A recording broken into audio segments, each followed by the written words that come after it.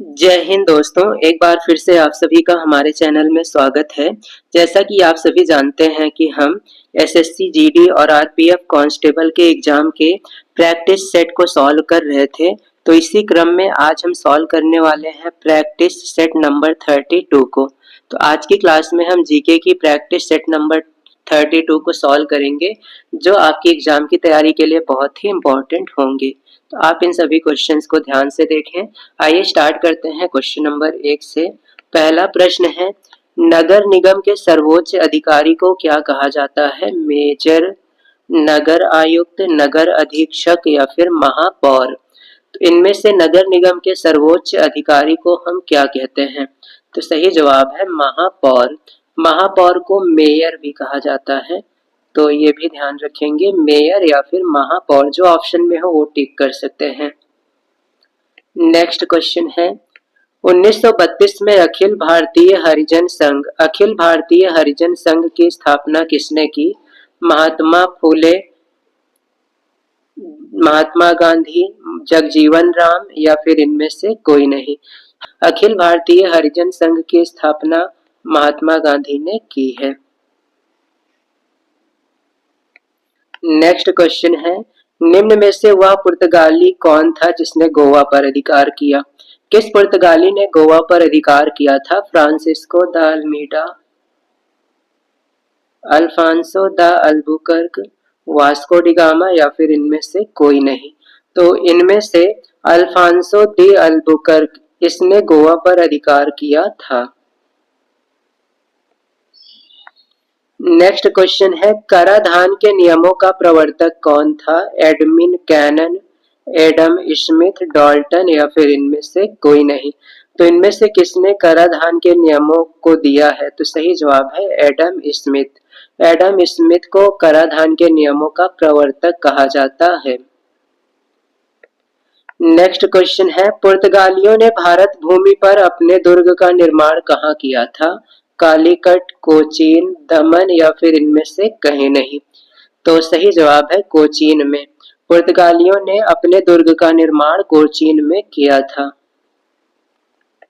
Next question है, किसने कहा था आप मुझे खून दो मैं तुम्हें आजादी दूंगा?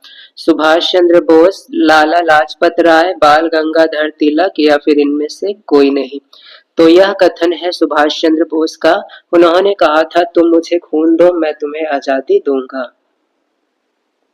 नेक्स्ट क्वेश्चन है, दक्षिण भारत में दांडी मार्च का संचालन किसने किया? के कामराज, भक्त वत्सलम, राजाजी या फिर इनमें से कोई नहीं।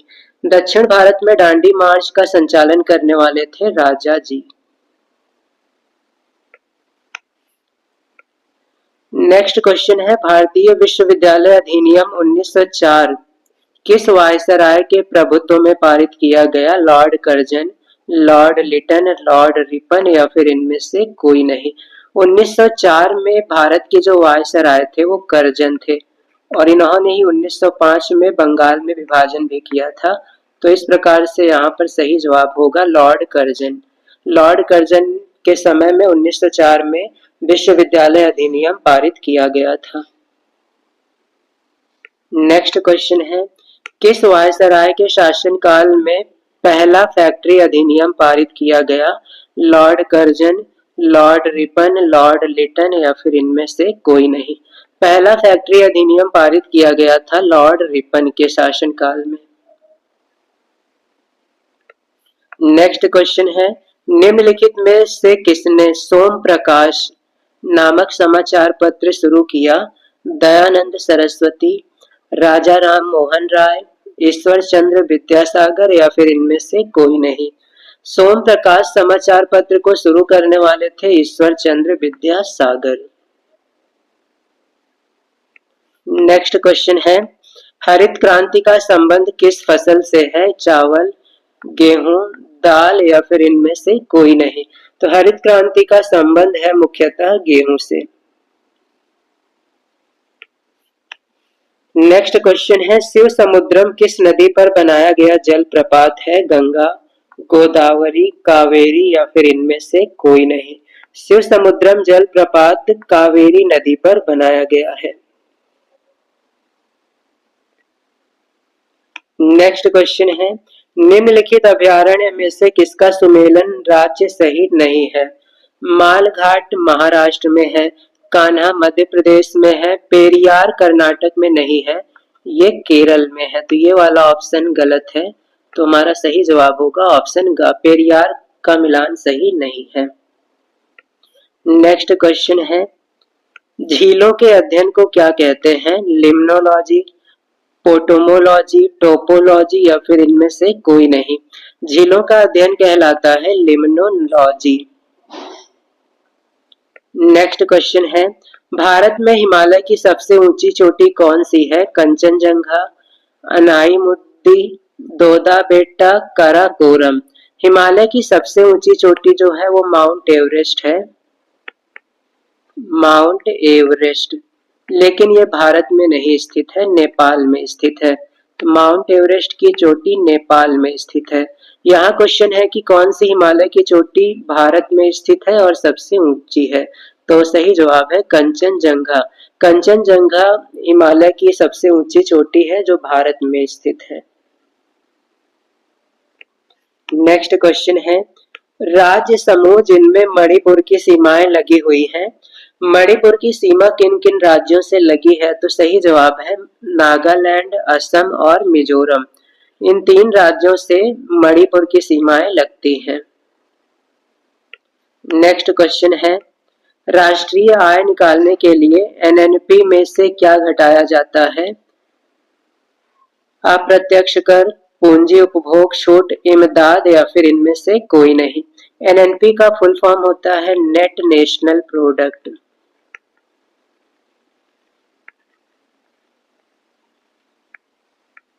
राष्ट्रीय आय निकालने के लिए एनएनपी में से अप्रत्यक्ष कर को घटाया जाता है, तब हमें राष्ट्रीय आय पता चलता है। नेक्स्ट क्वेश्चन है, निम्नलिखित में से कौन सा कर प्रत्यक्ष कर है? विक्रय कर, उत्पादन कर, धन कर या फिर इनमें से कोई नहीं। तो इनमें से धन कर ये प्रत्यक्ष कर है, विक्रय और उत्पादन कर ये दोनों अप्रत्यक्ष कर हैं। तो कर 2 प्रकार के होते हैं, प्रत्यक्ष और अप्रत्यक्ष।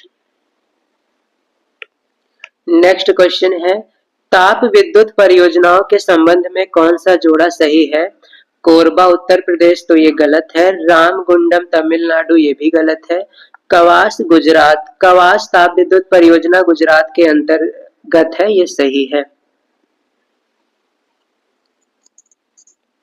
नेक्स्ट क्वेश्चन है, किस इटली निवासी को मानववाद का संस्थापक कहा जाता है? पेट्रॉक, रॉबर्ट ल्यूवेनहॉक या फिर हॉपकिंस। इनमें से पेट्रॉक को मानववाद का संस्थापक माना जाता है, तो सही जवाब हो जाएगा पेट्रॉक।